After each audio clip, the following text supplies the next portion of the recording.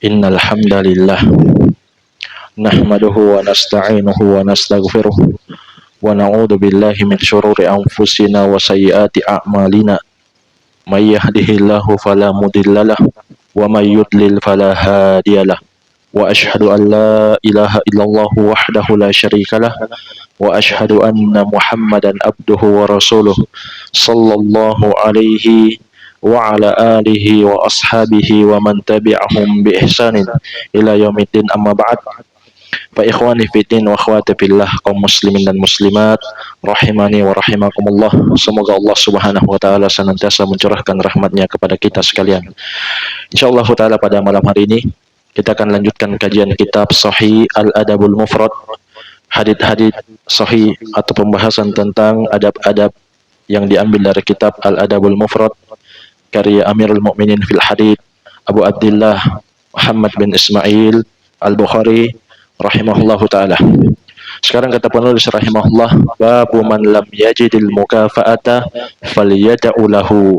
Bab orang yang tidak memiliki sesuatu untuk membalas, maka hendaklah dia mendoakan untuk orang tersebut.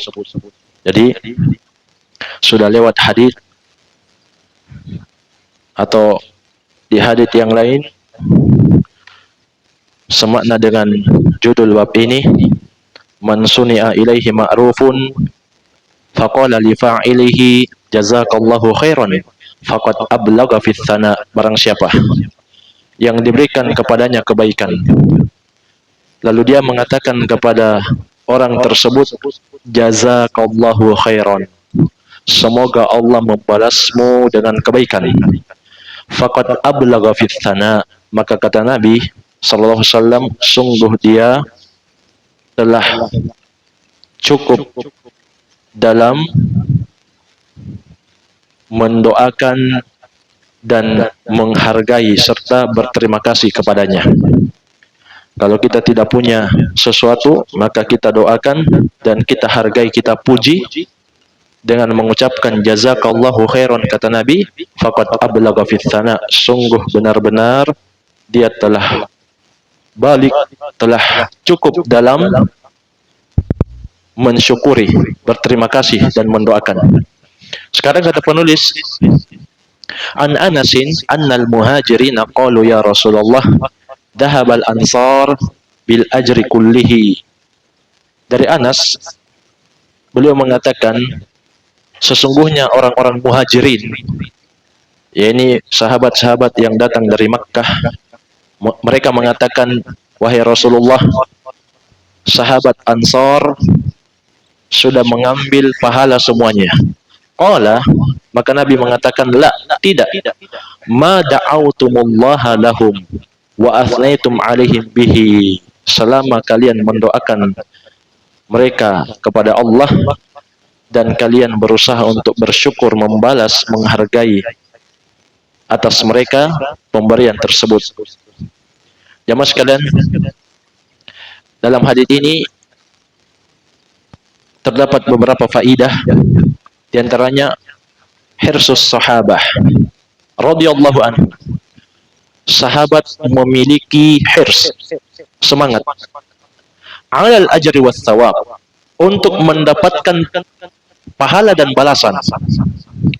Jadi al-muhajirin bilang, orang-orang Ansar sudah mengambil semua kebaikan. Artinya mereka yang menolong, mereka yang membantu Rasulullah sallallahu alaihi wasallam ketika beliau terusir ke kota, ketika beliau terusir dari kota Makkah untuk hijrah ke kota Madinah. Demikian pula orang-orang Ansar menolong sahabat-sahabat, memberikan kepada mereka kebutuhan-kebutuhan yang mereka butuhkan. Jadi kata mereka ini sudah diambil semua oleh orang-orang Ansar. Semangat sahabat dalam mengejar pahala dan kebaikan. Wa tanafusuhum fidalik, dan mereka berlomba-lomba dalam hal itu. Wa ma khafatuhum ayyanqusa min ajrihim, dan mereka khawatir pahala mereka kurang. Wa bahtuhum 'anil ilaj, dan minta jalan keluar atau solusi dari Nabi. Kata Nabi, tidak. Selama kalian mendoakan mereka dan berterima kasih bersyukur kepada mereka, maka artinya kalian sudah seperti membalasnya. Jamaah sekalian, kalau kita baca persaudaraan orang-orang muhajirin dan ansar, maka kita akan menganggap hal itu sulit atau bahkan mustahil untuk didapatkan di zaman ini. Kalau kita baca bagaimana bentuk pertolongan Al-Ansar dengan sahabat yang sangat membutuhkan dari kalangan muhajirin, kita bandingkan di zaman kita ini, maka kita menganggap itu hanya sebuah cerita. Sulit kita dapati, atau bahkan mustahil untuk ada di zaman ini. Jamaah sekalian, dalam hadits riwayat Al-Bukhari dari sahabat Abu Hurairah radhiyallahu anhu,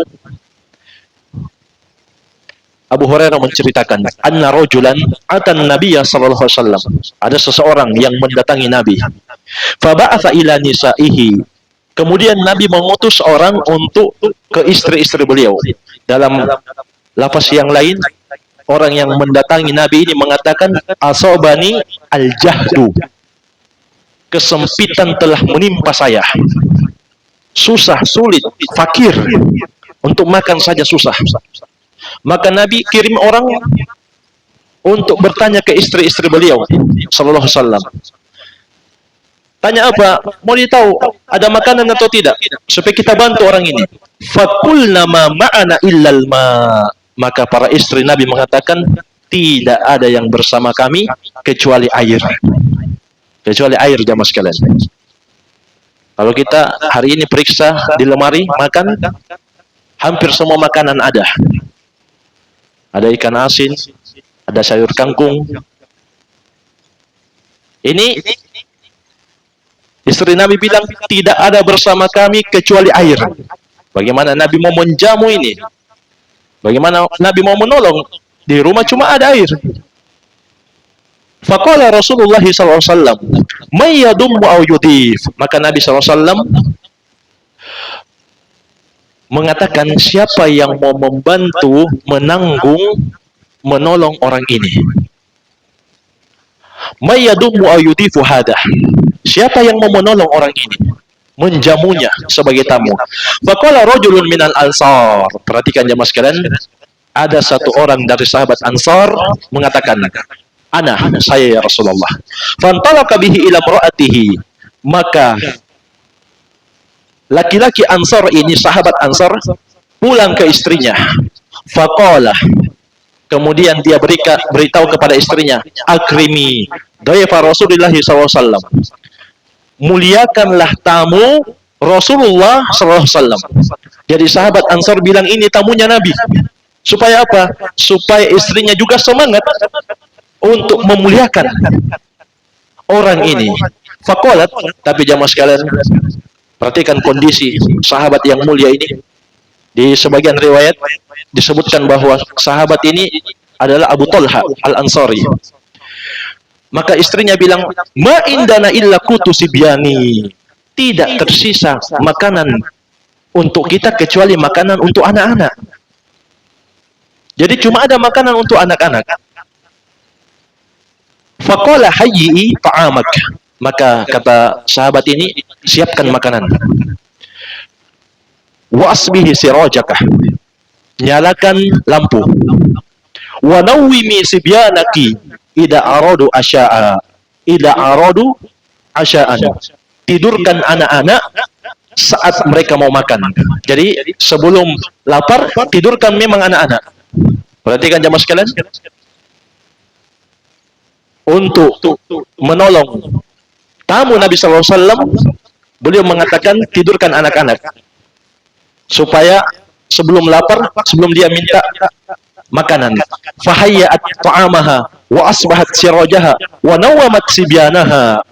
Maka istrinya ini menuruti perintah suaminya. Dia siapkan makanannya, dia nyalakan lampunya, dia tidurkan anak-anaknya. Summa qamat. ka'annaha tuslihu sirajaha fa'atfa'athu. Kemudian setelah makanan siap, seakan istrinya ini berdiri sedang memperbaiki lampu, padahal dia ingin mematikannya. Kenapa? Faja'ala yuriyanihi annahuma ya'kulan. Seakan dia itu juga ikut makan, tapi tidak jelas karena lampunya dia matikan, remang-remang begitu. Jadi tamunya yang cuma dapat jatah makanan anak-anaknya tidak merasa berat. Tamunya menganggap tuan rumah juga makan. Kemudian jamaah sekalian, fabata tawiyaini. Kenyataannya mereka bersuami istri tidur dalam kondisi lapar. Jadi seakan-akan dia ikut makan supaya tamunya merasa tidak enak, tetap nyaman dia dengan jatah makanan anak-anak. Kemudian dia tidur dalam kondisi lapar, suami istri ini.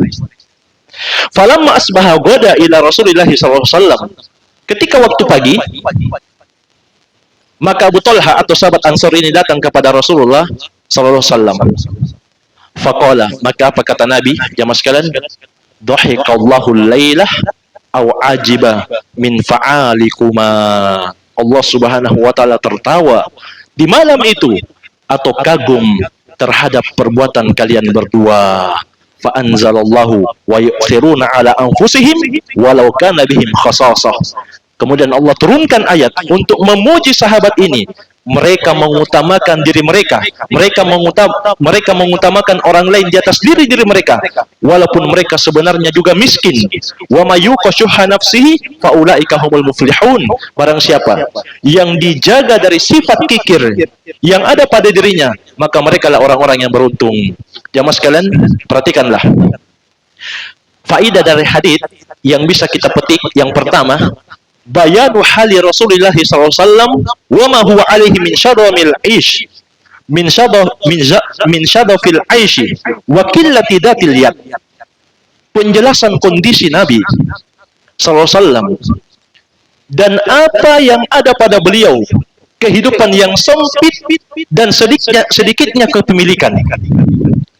Jamaah sekalian, ini menunjukkan bahwa beliau itu hidupnya sederhana. Pernah Ibnu Mas'ud mengatakan, kami lihat Nabi SAW tidur di atas tikar yang terbuat dari pelepah kurma, dan badan beliau itu berbekas. Kemudian sahabat bilang, ya Rasulullah, bagus mungkin kalau kami ganti dengan kasur yang lebih bagus, lebih empuk. Jamaah sekalian, apa jawaban Nabi? Perhatikan. Mali wa malid dunya. Tidak ada kecintaan untukku terhadap dunia ini. Ma ana fid dunya illa karakibin istadalla tahta syajaratin thumma raha wa tarakaha. Tidaklah saya di kehidupan dunia ini, kata Nabi, kecuali seperti orang yang sedang melakukan safar, singgah sebentar di bawah pohon untuk bernaung, istirahat, lalu meninggalkan pohon tersebut. Jamaah sekalian, perhatikan, cuma mau diganti tempat tidur yang lebih layak, karena tikar beliau membuat badan beliau itu berbekas. Sampai di sebagian riwayat Umar menangis, jamaah sekalian, memikirkan kehidupan orang-orang atau raja Romawi, raja Persia. Mereka hidup di dalam kemewahan, sementara Nabi SAW tidurnya saja harus berbekas. Tapi Nabi ingatkan kepada sahabat, apa urusan saya? Tidak ada kecintaan saya untuk dunia. Tidaklah saya di dunia ini kecuali seperti orang yang sedang musafir. Bagaimana orang yang sedang safar, jamaah sekalian? Kalau dia panas, lelah, singgah istirahat. Dulu belum ada yang mewah-mewah seperti zaman kita. Cukup di bawah pohon. Begitu istirahat, kembali tenaga, lanjut. Seperti itu kehidupan di dunia. Kita di dunia ini istirahat, maksudnya mengumpulkan bekal untuk kehidupan yang sebenarnya, akhirat. Jadi pantaslah jamaah sekalian, kalau kondisi Nabi kita SAW sangat sederhana. Makanya di antara sunnah, seseorang itu sesekali, sebagaimana disebutkan oleh Al-Allamah Ibnu Utsaimin rahimahullah dalam syarah Riyadhus Shalihin, berjalan tanpa alas kaki. Ini berdasarkan perintah Nabi. Kenapa? Agar supaya seseorang bisa merasakan sedikit pahitnya kehidupan. Sebab jamaah sekalian, kita tidak tahu apa yang akan terjadi ke depannya ini. Dan kehidupan itu tidak selamanya senang. Terkadang kehidupan itu sempit, susah. Dan itu bukan tanda Allah benci, tidak. Bahkan jamaah sekalian, Nabi kita yang mulia Muhammad SAW mengatakan, Innallaha idza ahabba qauman ibtalahum. Sesungguhnya Allah, jika mencintai satu kaum, Allah akan menimpakan ujian kepadanya. Jadi itu alamat cinta Allah. Tapi ada ukurannya. Sesungguhnya Allah kalau mencintai sebuah kaum, suatu kaum, maka Allah akan timpakan ujian kepadanya. Kemudian kata Nabi, faman radiya falau ridha wa man sakhita falau sakhat. Siapa yang ridha, minimalnya dia sabar. Dia terima takdir Allah, dia tidak marah, maka baginya ridha Allah. Tapi siapa yang marah, baginya murka Allah Subhanahu wa taala. Jadi jamaah sekalian, ujian itu tidak selamanya sebagai tanda bahwa Allah benci kita, tidak. Justru itu tanda bahwa Allah mencintai satu kaum. Bahkan jamaah sekalian, kalau misalnya Allah menginginkan kepada satu kaum kebaikan, Allah akan langsung balas di dunia keburukannya. Tapi kalau Allah inginkan keburukan padanya, Allah simpan sampai dipenuhi di hari kiamat. Sebagaimana kata Nabi SAW, idza aradallahu bi'abdihi al-khaira ajjala lahu al-uqubata fid dunya. Jika Allah menginginkan pada seorang hamba, atau jika Allah menginginkan kepada hambanya kebaikan, maka Allah akan segerakan hukumannya di dunia. Wa idza aradallahu bi'abdihi syarra amsaka anhu bidambihi hatta yuwafiya bihi yaumal qiyamah. Tapi jika Allah inginkan pada hambanya keburukan, kejelekan, maka Allah akan tahan hukuman dosanya sampai Allah memenuhi dosanya atau hukumannya di hari kiamat. Tapi kata Syekh Ibnu Baz rahimahullah, ini kalau dia tidak tobat. Tapi kalau dia tobat, selesai. Tapi seandainya ada orang yang tidak tobat, jika Allah inginkan padanya kebaikan, disegerakan hukumannya. Tapi kalau Allah inginkan padanya keburukan, maka Allah tahan sampai dipenuhi nanti di hari kiamat. Dan tidak akan ada yang tahan hukuman Allah pada hari kiamat. Jadi perhatikanlah jamaah sekalian, kehidupan Nabi kita yang mulia Muhammad SAW. Jadi terkadang kita tidak boleh banyak mengeluh. Terkadang kita sesekali harus merasakan hidup yang sempit. Orang yang terlalu senang di kota, jalan-jalanlah ke kampung, tidur di situ. Mau buang air kecil, mau buang air besar, itu susah cari toilet. Iya. Kadang harus di sawah saja. Itu dulu, tidak tahu sekarang. Sekarang sudah ada masing-masing toiletnya. Jadi ini yang pertama. Kemudian yang kedua, kata atau hadits yang faedah yang bisa dipetik dari hadits yang mulia ini, annahu laysa minal mas'alah al-matmumah ardud diafa 'alan nas. Tidaklah dicela meminta untuk membantu manusia. Yang dicela itu jamaah sekalian, kalau dia meminta untuk dirinya. Tapi kalau dia meminta untuk orang lain, maka ini tidak tercelah. Demikian pula kata Syekh Ibnu Baz, seseorang meminta orang lain untuk membantu pembangunan masjid, membantu untuk ta'awun, kebaikan, pondok pesantren, dan juga acara-acara kajian tabligh akbar ilmiah. Dia ta'awun, dia datang kepada orang-orang yang punya harta yang lebih, supaya bisa dibantu acara itu atau bisa dibantu pembangunan masjid itu. Ini minta-mintanya tidak masalah. Tidak tercela. Mana dalilnya? Ini dalilnya. Nabi mengatakan siapa yang mau menjamu orang yang ditimpa kesempitan ini, kelaparan. Nabi minta, tapi bukan untuk dirinya. Makanya beliau juga menegaskan jamaah sekalian, isfa'u tu'jaru, berikanlah syafaat, maka kalian akan diberikan pahala. Maksudnya bantu, kalian akan diberikan pahala. Baik. Kemudian di antara faidah dari hadits yang mulia ini, kisah sahabat Al-Ansar, anna min adabid diyafah alla yuriya ar-rajulu daifahu annahu mannun alaih. Termasuk adab dalam menjamu tamu, seseorang tidak boleh memperlihatkan tamunya bahwasanya tamunya itu beban untuknya. Au anna ad-daifa mudayyiqun alaih, atau dia mempersempit hidupnya. Wa muhrijun lahu, dan mempersulit dia. Tidak bisa.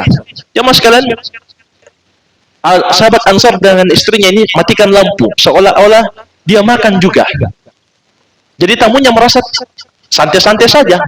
Seandainya tamunya tahu tuan rumah tidak makan, tamunya juga tidak akan makan. Perhatikan kehidupan sahabat radhiyallahu anhu, yang mungkin saat ini, zaman ini sulit kita dapatkan. Jamaah sekalian, siapa di antara kita yang pernah kita lapar, tamu kita itu yang kita kasih makan? Susah kita dapatkan di zaman ini. Tapi tidak dengan sahabat.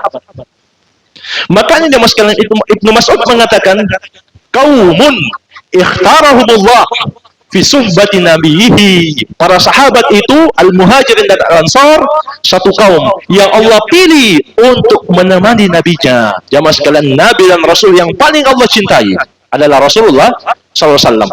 Dan itu ijma' sepakat ulama. Nabi dan Rasul yang paling Allah cintai adalah ulul azmi. Ulul azmi, 5 Nabi dan Rasul. Siapa mereka? Ulul azmi ini siapa? Nuh. Siapa lagi? Ibrahim. Siapa lagi? Isa. Tersisa 2. Baqiya ithnani, tersisa 2. Nabi Muhammad, satu lagi. Sudah ya? Isa. Musa. Santum. Sayang tidak ada hadiah ini. Masya Allah. Hamba Allah ada hadiah. Baju yang salah cetak. Jadi 5. Jamaah sekalian. Dan ulama sepakat 5 ulul azmi ini yang paling afdal, yang paling Allah cintai adalah Muhammad sallallahu alaihi wasallam. Tidak ada perbedaan pendapat. Dan Allah memilih muhajirin dan ansar untuk menemani Nabi yang Allah cintai. Wa iqamati dinihi, dan Allah juga pilih sahabat untuk menemani Nabi menegakkan agamanya. Jadi kalau ada yang mengatakan kembali kepada Al-Quran dan As-Sunnah, maka kita tanya lagi, kamu memahami Al-Quran dan As-Sunnah, pemahaman siapa? Kalau pemahaman guru kamu dapat dari mana? Pemahaman syekhnya kamu, dapat dari mana?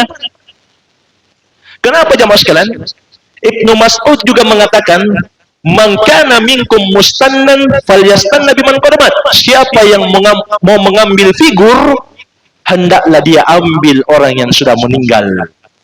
Fa innal hayya la tu'man alaihil fitnah.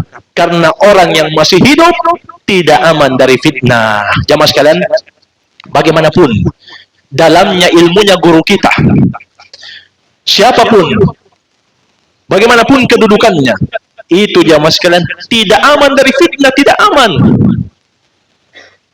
Perhatikan jamaah sekalian, kita sering sebut Imran bin Hittan, seorang ulama yang pernah berguru kepada sahabat, menikah dengan wanita Khawarij, wanita cantik di zaman itu.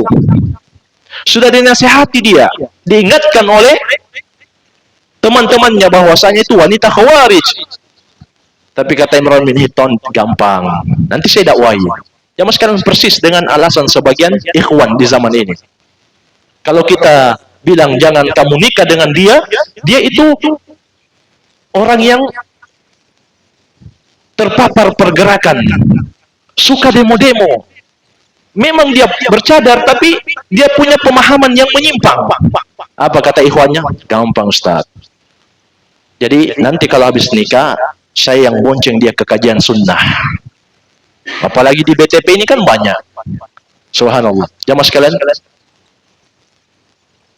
para ulama sudah melarang, mengingatkan, jangan dekat-dekat dengan orang yang sesat.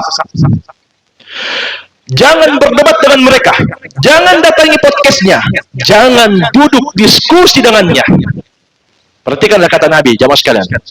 Ma dhalla qaumun ba'da hudan kanu alaihi illa utul jadal. Tidaklah satu kaum tersesat setelah sebelumnya di atas petunjuk, kecuali orang yang selalu berdebat. Dan ini juga diingatkan oleh Syekh Rabi rahimahullah, menukil ucapan Syekhul Islam Ibnu Taimiyah dan selainnya. Kalau orang tidak punya ilmu, tidak punya kepandaian dalam debat, kemudian dia berdebat dengan ahlul bid'ah, maka dia akan merusak Islam, sunnah dan kebenaran. Kenapa? Karena dia akan mengatakan, saya salafi, saya mewakili sunnah, tapi dia kalah. Jadi jamaah sekalian, kata Ibnu Mas'ud, siapa yang mau mengambil figur tokoh, ambil yang sudah wafat. Karena sesungguhnya yang hidup itu tidak aman atasnya fitnah. Ulaika ashabu Muhammadin sallallahu alaihi wasallam. Mereka yang dimaksud yang telah wafat adalah para sahabat Nabi Muhammad sallallahu alaihi wasallam. Baik, kemudian jamaah sekalian, demikian pula wa fihi manqabatun li hadzal rajul al-ansari wa itharuhu al-azim. Di dalam hadis ini kisah sahabat al-ansar yang rela lapar untuk menjamu tamunya, terdapat prestasi dan sifat ithar yang besar. Ithar itu jamaah sekalian lawan dari al-atharah. Al-ithar itu mendahulukan orang lain, sedangkan al-atharah itu lawannya. Kalau kita lihat definisinya, maknanya egois, mendahulukan dirinya. Adapun sahabat, mereka memiliki sifat al-ithar. Makanya kata Allah di surat Al-Hasyr ayat yang ke-9, wa yu'thiruna, mereka melakukan al-ithar ala anfusihim, mementingkan orang lain dibanding diri mereka, walau kana bihim khasasah, padahal mereka kata Allah juga butuh, juga miskin. Inilah sahabat radhiyallahu anhu yang hari ini susah kita dapat persaudaraan seperti ini. Karena itu jamaah sekalian, Nabi kita yang mulia Muhammad sallallahu alaihi wasallam mengatakan, wallahu fi aunil abdi madamal abdu fi auni akhi, atau makanal abdu fi auni akhi. Allah senantiasa menolong seorang hamba selama hamba tersebut menolong saudaranya. Dan Nabi kita yang mulia Muhammad SAW juga mengatakan, mathalul mu'minina fi tawaddihim wa tarahumihim wa ta'atufihim mathalul jasadi idza ishtaka minhu udun tada'a lahu sairul jasadi bisahri wal humma. Perumpamaan orang yang beriman dalam cinta mencintainya, dalam kasih sayangnya, dalam berlemah lembutnya, kata Nabi, seperti satu tubuh. Jadi orang yang beriman itu jamaah sekalian seperti satu tubuh dalam sayang menyayangi, cinta mencintai, lemah lembutnya. Bagaimana satu tubuh itu? Kata Nabi, idza ishtaka minhu udun, jika ada anggota tubuh yang merasa sakit. Kalau ada anggota tubuh yang merasa sakit, tada'a lahu sairul jasadi bisahri wal humma, maka anggota tubuh yang lain ikut merasakan sakit tersebut dengan tidak bisa tidur atau demam. Contoh, ada orang yang sakit gigi. Sakit gigi jamaah sekalian, satu anggota tubuh yang sakit, maka semua ikut efeknya dengan tidak bisa tidur atau bahkan demam. Seperti itu jiwa seorang mukmin. Namun sayang sekali jamaah sekalian, hari ini susah didapati orang yang seperti itu, atau orang-orang yang mengikuti jalannya sahabat, justru mereka lebih senang untuk berpecah. Padahal dulu di masa sahabat juga terjadi perbedaan pendapat. Namun akidah dan persaudaraan yang telah terjalin dari masa Nabi SAW itu membuat mereka berlapang dada. Kemudian juga dalam hadis ini isbatun sifatid dhahik, atau itsbatu sifat tauhid wa ta'ajjub lillah azza wa jalla ala alwajhi alladhi yaliqu bi jalalihi wa kamalihi min ghairi takyifin wala tahrifin wala ta'tilin. Di sini ada pembahasan akidah, tauhid asma wa sifat. Terdapat dalam hadis yang mulia ini, hadis riwayat Bukhari, dalam sahihnya, tidak ada keraguan, tidak perlu diteliti. Terdapat penetapan sifat ad-dhahik, ketawa, bagi Allah Subhanahu wa taala, dan sifat kagum untuknya sesuai dengan keagungan dan kemuliaannya, tanpa merubah maknanya, tanpa membagaimanakan bentuknya, dan tanpa menolak maknanya. Jamaah sekalian, ini termasuk ilmu yang paling tinggi dalam Islam, ilmu tentang tauhid asma wa sifat. Sampai Allah Subhanahu wa taala mengatakan, jamaah sekalian, dalam surah Al-A'raf ayat yang 180, "Wa darul ladina yulhiduna fi asma'ihi sayujzauna ma kanu ya'malun." Tinggalkan, maksudnya jangan dengar ceramahnya, tinggalkan medsosnya, jangan buka-buka akunnya. Orang-orang yang menyimpang dalam tauhid asma wa sifat, kelak mereka akan mendapatkan balasan dari apa yang mereka lakukan. Allah Subhanahu wa taala sendiri memerintahkan untuk meninggalkan orang-orang yang menyimpang dalam nama-nama dan sifat Allah, yang suka mentakwil, baik Jahmiyah, Mu'tazilah, Asy'ariyah, Maturidiyah, Kullabiyah. Ini semua ahlul kalam, mutakallimin yang bermasalah dalam tauhid asma wa sifat. Kata Allah, tinggalkan, jangan didengar ceramahnya, itu maksudnya. Jadi menetapkan sifat untuk Allah bukan berarti menyamakan Allah dengan makhluk. Tidak. Perhatikanlah firman Allah Subhanahu wa taala di surat Asy-Syura ayat yang ke-11. Laisa kamitslihi syai'un. Allah tidak sama dengan siapapun juga. Allah ingatkan memang Allah tidak sama siapapun juga. Wa huwas samiul basir. Dan Allah Maha mendengar lagi Maha melihat. Perhatikan jemaah sekalian, hampir semua makhluk mendengar melihat. Hampir semua makhluk mendengar melihat. Manusia, hewan, jin, hampir semuanya makhluk mendengar dan melihat. Tapi Allah ingatkan memang di awal, Allah tidak sama dengan makhluknya, tapi Allah juga melihat dan mendengar. Maksudnya apa? Kita tetapkan pendengaran dan penglihatan untuk Allah, tapi kita juga tidak menyerupakan Allah Subhanahu wa taala dengan makhluknya. Itu seperti itu beriman terhadap nama-nama dan sifatnya. Demikian pula dalam hadits ini, sahabat Ansar menjamu tamunya Nabi SAW. Dia juga tidak punya makanan, yang ada cuma makanannya anak-anak. Dia tidurkan anaknya supaya makanannya itu untuk tamunya. Dia matikan lampunya supaya remang-remang, seakan-akan dia juga ikut makan, biar tamunya merasa tidak enak, biar tamunya tidak merasa berat. Apa kata Nabi SAW? Dhahikallahu lailah aw ajibah min fa'alikuma. Allah tertawa di malam itu dan Allah kagum dari perbuatan kalian berdua. Jadi jamaah sekalian, akidah Ahlus Sunnah wal Jamaah dalam asma wa sifat itu yang paling mudah dan tidak membingungkan. Kenapa? Tinggal menyemati sebagaimana zahirnya. Selesai, tanpa menyamakan Allah, tanpa membagaimanakan sifat Allah. Jadi ini pelajaran yang bisa dipetik dari kisah sahabat Al-Ansar dan sahabat Muhajirin. Kemudian juga kata Al-Bukhari di sini rahimahullah, Nabi mengatakan, la, mereka tidak akan mengalahkan kalian atau mengambil semua pahala ma da'autumullaha lahum wa athnaitum alaihim bihi, selama kamu mendoakan mereka kepada Allah dan kamu membalas bersyukur kepada mereka, mendoakan mereka. Di antara faedah juga, wa fihi fadlud du'a wassana ala sani'il ma'ruf. Di dalamnya terdapat keutamaan doa dan penghargaan, rasa syukur bagi orang-orang yang melakukan kebaikan. Jadi kalau kita tidak bisa balas karena kita juga punya hajat atau kita tidak punya apa-apa yang bisa membalasnya, maka kita doakan, kita bersyukur, kita puji dia, berikan penghargaan, dan sebaik-baik ats-tsana, kata Nabi, jazakallahu khairan, kamu ucapkan kepadanya, semoga Allah memberikanmu kebaikan. Baik, jamaah sekalian, mungkin saja bisa kita ambil secara ringkas dalam bab ini. Wallahu a'lam. Kalau masih ada waktu, siapa tahu ada yang perlu dipertanyakan, saya persilakan.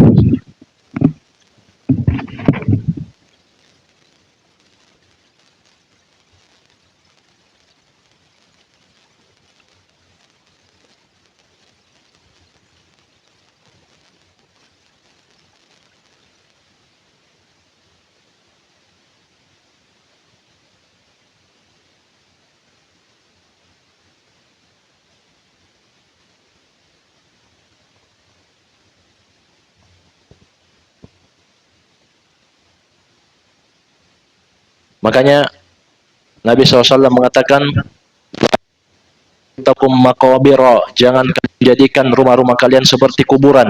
Maksudnya bagaimana? Tidak dipakai sholat, tidak dipakai baca Quran. Kata para ulama, hendaklah dia sholat sunnah juga di rumah. Sampai Nabi SAW juga mengatakan, afdalus sholat fil bait illal maktubah. Afdal sholat itu di rumah kecuali sholat wajib. Ini dalil bahwa sholat wajib itu di masjid. Jadi para ulama menjelaskan kenapa sholat sunnah itu dianjurkan di rumah, supaya terhindar dari riya. Ini asalnya. Demikian pula sedekah.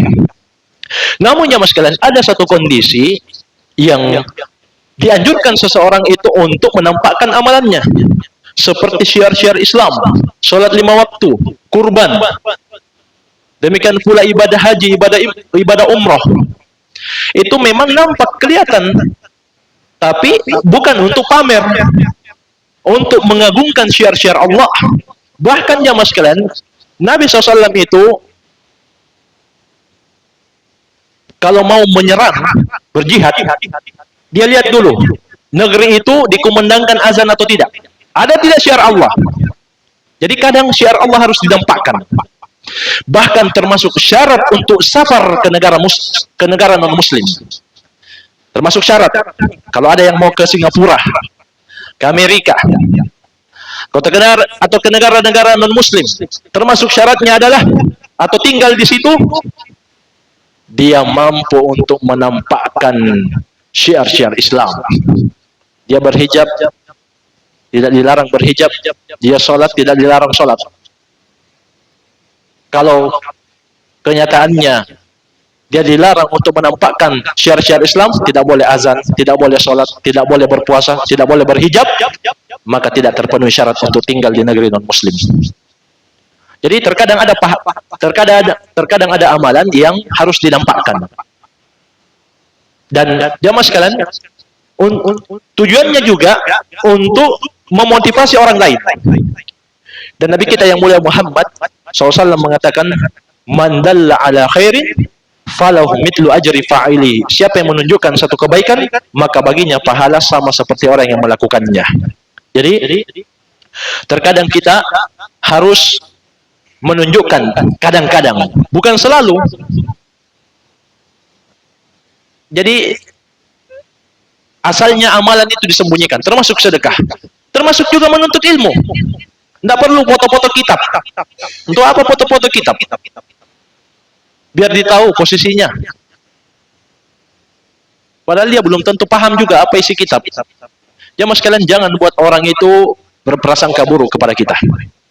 Jadi cukup kita belajar, beramal, asalnya disembunyikan kecuali di kondisi tertentu yang memang harus dinampakkan, seperti sholat 5 waktu dan lain-lain. Ini wallahu alam.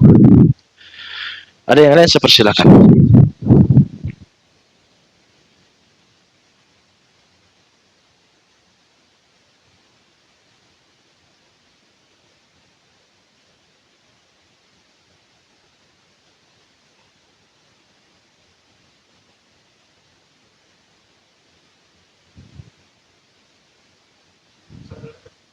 Ya, Pak.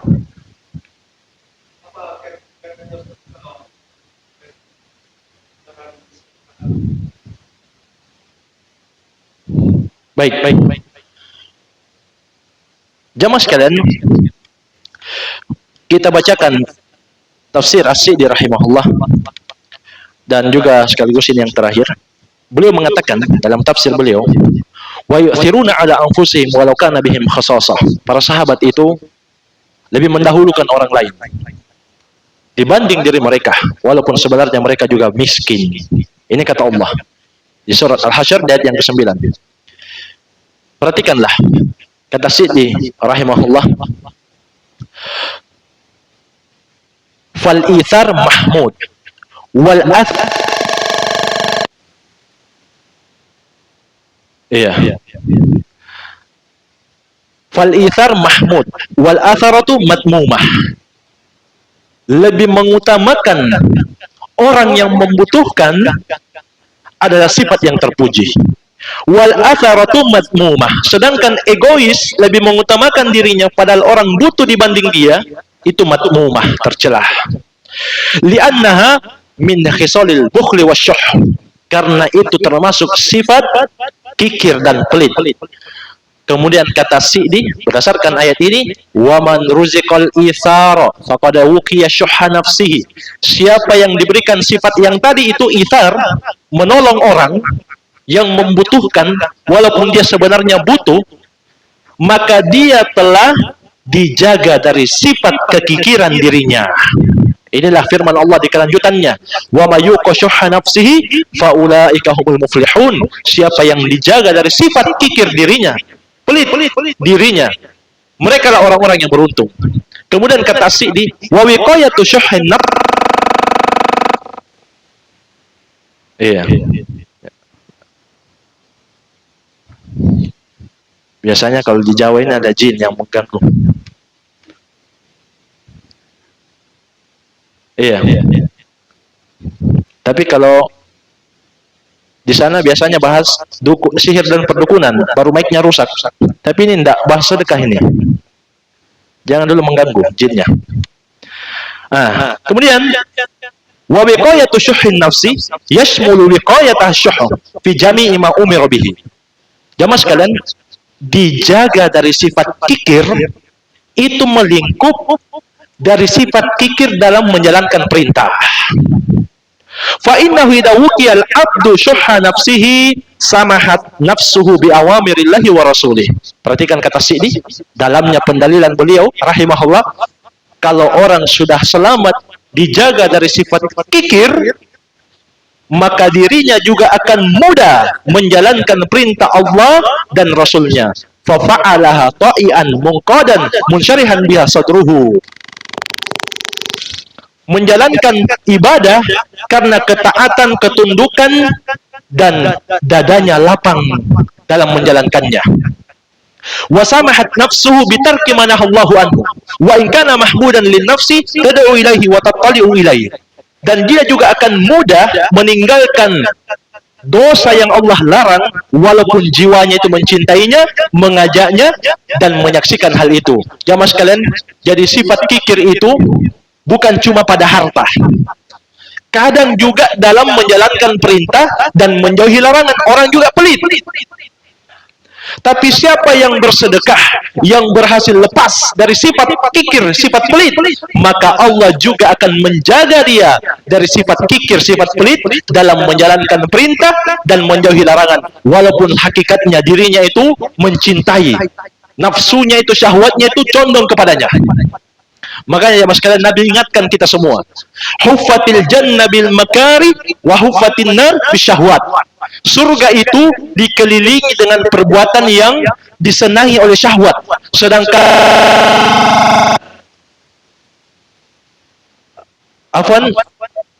surga itu dikelilingi dengan perbuatan yang dibenci oleh jiwa, syahwat.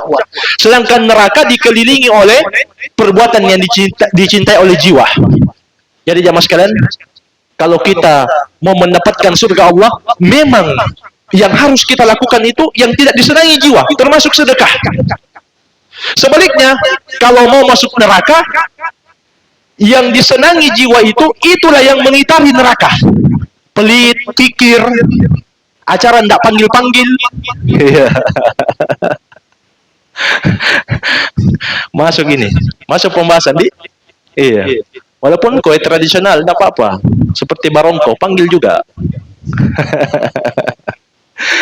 Jadi, perhatikan jamaah sekalian. Iya, ini sedingan saja. Jadi, surga diitari dengan perbuatan yang dibenci jiwa. Harus bangun sholat subuh, harus dingin-dingin wudhu, harus bersedekah mengeluarkan uang capek-capek kita, capek-capek kita kumpul, harus kita keluarkan 2,5%. Harus kita keluarkan untuk sedekah. Padahal kita yang capek, orang yang menerima. Memang seperti itu jamaah sekalian. Sedangkan neraka dikelilingi dengan perbuatan yang disenangi jiwa. Apa itu? Seperti meninggalkan sholat. Meninggalkan sholat kan itu disenangi jiwa. Apalagi nanti kalau ada buka bareng, buka bersama Ramadan.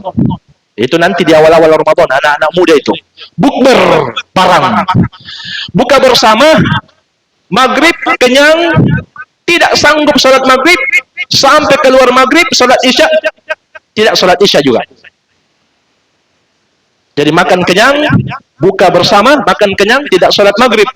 Padahal sholat maghrib waktunya lambat, waktunya cepat, cuma 40 menit. Karena kekenyangan dia tidak sholat maghrib. Ketawa ketiwi, ngobrol-ngobrol dengan teman. Masuk waktu isya dilanjut lagi. Aduh, ngantuk kayaknya ini. Tidur, tidak sholat isya, tidak sholat tarawih. Bangun kapan? Nanti kalau sahur. Jadi itu yang disenangi, tidak sholat. Demikian pula demikian pula pelit.